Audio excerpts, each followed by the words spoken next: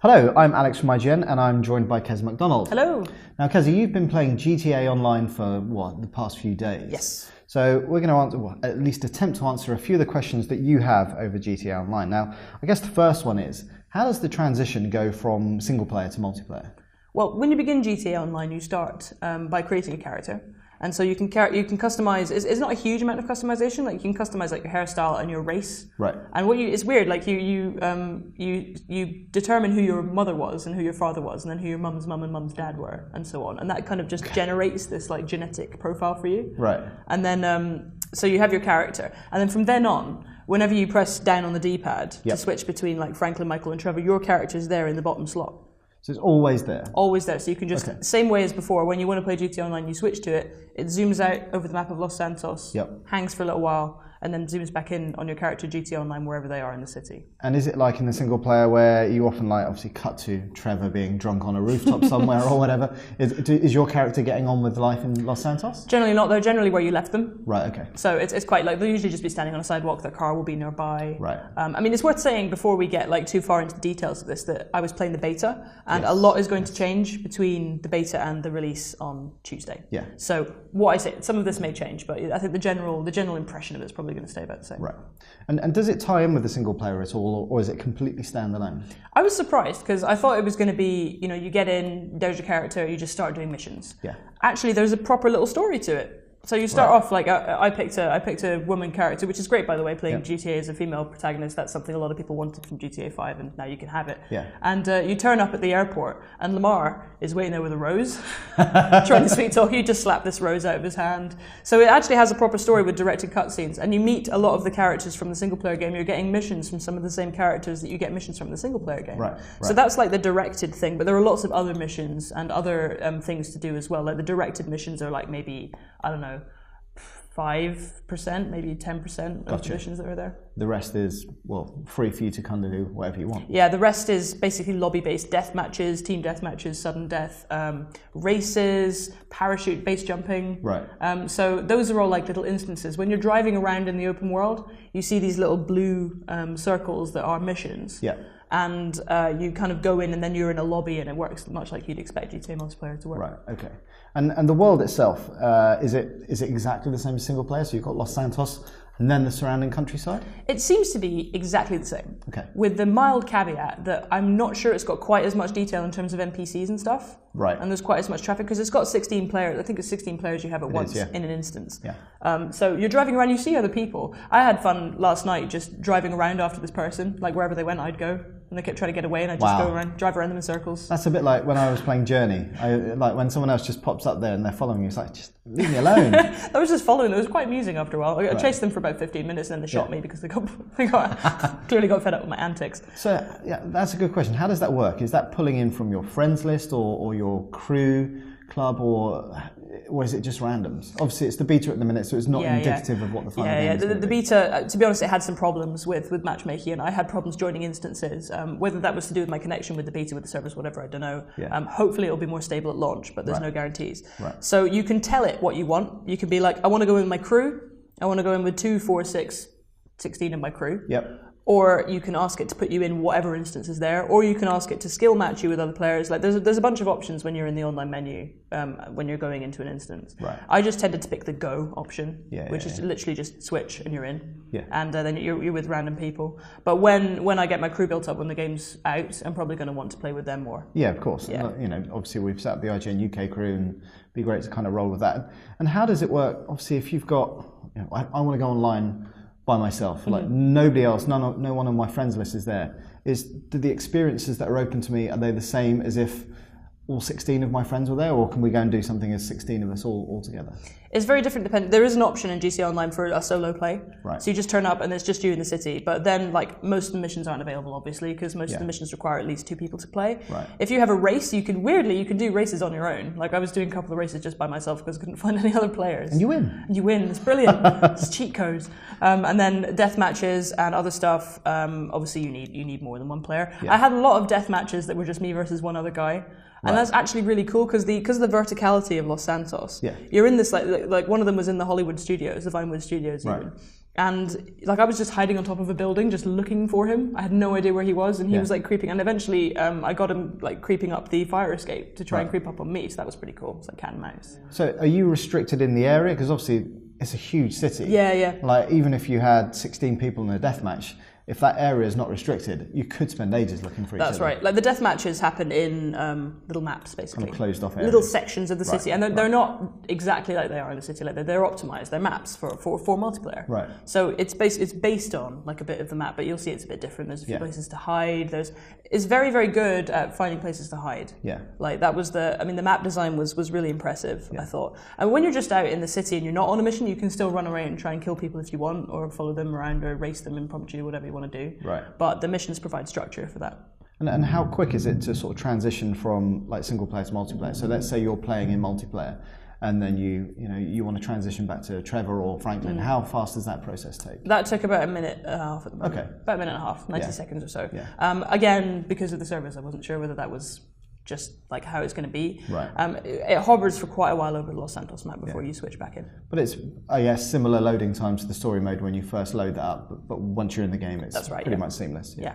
So how does the XP stuff work and experience? So when you play missions, you gain experience. Yeah. And the experience counts towards your rank. Right. And when you rank up, you can unlock different things like hairstyles, clothes, guns, cars, etc. Yeah. So there's basically two forms of XP. One of them is what you get for doing missions, and the other one is money. Right. And you unlock the things that are available to you via your rank and via XP, but then you buy those things with money. Gotcha. Okay, so like how far into it and what kind of things have you unlocked so far? I've been playing for about maybe 6 hours over the weekend. Connection issues notwithstanding. Yes. And so I managed to get about 100k together in that time. Right. So it's quite slow actually getting. Like you'll gain like maybe $1,500, $1,600 for a big mission. If you come first, you get more money, which is cool. Yeah. So I managed to buy a garage for my cars, but I didn't manage to buy any cars. Right. It gives you one car for free that's like yours. And basically if you steal one and then take it to Los Santos Customs, you can put a marker on it that then makes it yours, but that costs money. Okay. So basically the idea is that you buy your own weaponry and you customize your own cars, and you buy a garage so you can have several of them, and then you can use those cars in races rather than using the default car that it gives you. Like one of the other things that was mentioned pre-release is that like if you and I went on a job together, let's say you came first and I came second, the mission ends, then I can shoot you and take your money because you have to put it into an ATM. That's right. Yeah. That's insane. It is mad. But the thing is, when you come out of the mission, you're not standing next to each other. You're wherever you are in the map when you start in the mission. So if you do happen to be standing next to each other on the map, then you could have a fight. Well, take your money. But I had one situation where I was just desperately looking for an ATM because I had like $30,000 on me, and I couldn't find an ATM. Thankfully, I have discovered since that there's like a quick GPS you can use in the game that'll be just like find me the nearest ATM and it'll send it up. So you can just like drive like crazy to the nearest ATM. Deposit your money. Because that's almost like another part of the game is that you finish, you win. It's like great, I've got the money, but I've got to put it in an ATM fast before someone robs it. And some of the missions are like crazy, like the heists. I didn't get to play a heist because they're quite far in. Sure. But apparently they're like 25 stage, like proper preparation, and then like the actual missions themselves are just crazy big, and they involve like 10 people. See, that is that's the thing I'm really excited about. Yeah, and that's what we won't get to experience. Well, no one gets to experience until the game's out. Yeah. So I'm really looking forward to building up towards that, and just everybody getting their own car sorted, their own getaway vehicle. Yeah. I did a couple of great kind of directed missions, which were rather than just being random deathmatch, random races, they were directed like single player story missions. Right. And they're usually in teams of 4. Yeah. So working together as 4 of you can take 4 cars, or 4 of you can go in the same car, you can take 2 cars, and you can figure out how to approach things. Yeah. Like for one, we were basically assaulting a meth lab. Yeah. And I was kind of sniping from a rooftop quite far away, and meanwhile the 2 people were stealthing in, and then one person just drove their car straight into the middle. They distracted them, and then we could get them all out in the open. It was really cool. Yeah. It works exactly as well as I hoped it would. Right. Like playing GTA missions with more than one person is just really fun. And so in those kind of instances, you're playing against like bots or NPCs? Yes. Or so is there at any point where, I don't know, you're the people that are kind of defending the meth lab and other people attacking you? Yeah, there was one mission called Top Fun, which was essentially one team's in jets and one team's in cars.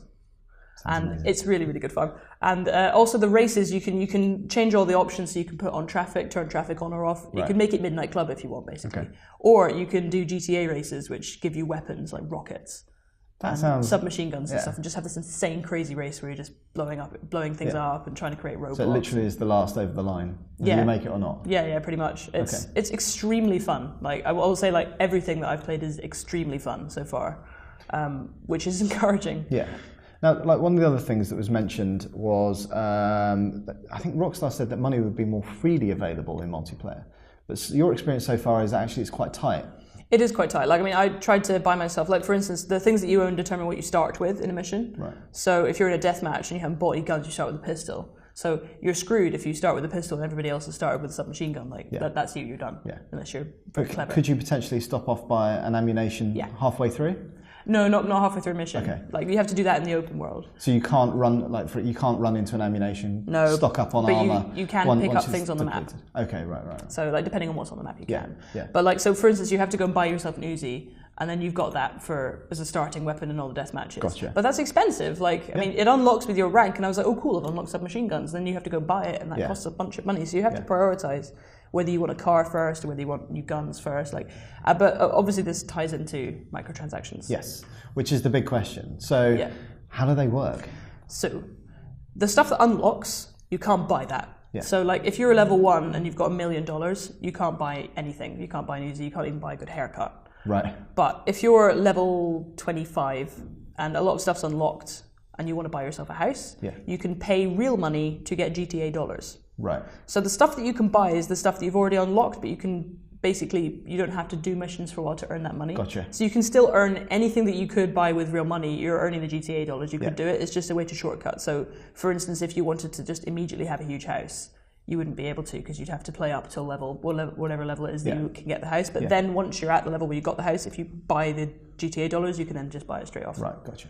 And so do you think like the microtransactions or anyone that's spending money will give them an advantage over other people that just choose to grind? I don't think so. Okay. It's certainly not in the gameplay, like because you physically can't unlock a weapon any earlier. Yeah. What you could technically do, I guess, is if you unlocked the Uzi and you had that, and then you paid for a lot of money, then you could maybe buy a scope for it, buy a bunch of other stuff. Well, not scope. You could buy an incremental, like, rather than something that's vastly better. You can't buy anything that you can't earn. Right. Okay. And it doesn't take that long to earn. It's not like 100 hours of work to earn what you could buy for $1 million. Yeah. So I think it's a pretty good way of doing microtransactions. Like, it would be unreasonable, I think, to expect that GTA Online was going to be free forever for everyone. No, it's a huge game. Yeah. It took them years to make, and it's basically free with GTA 5. Yeah.